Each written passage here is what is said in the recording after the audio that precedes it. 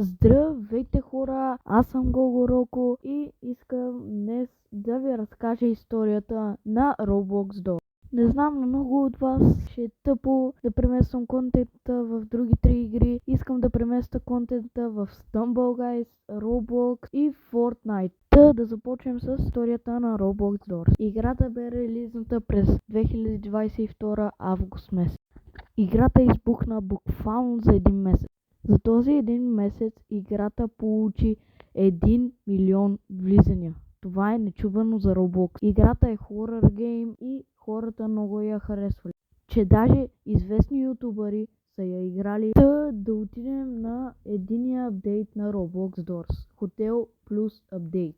Човекът, който е правил анимациите, не са го харесали толкова много и искат да го уволнят. И са намерили други. Смениха много анимации, ходенето беше променено, всички анимации беха променени на босовете и нови същества.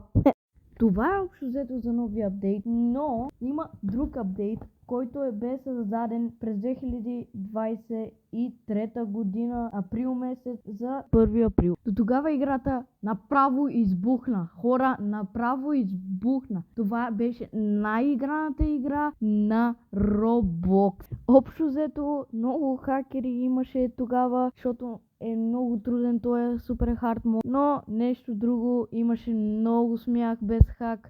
Направо аз се спуках с моите приятели от страх и от смене. Ако искате втора част, лайкнете и се абонирайте. Благодаря, че гледахте. Чао!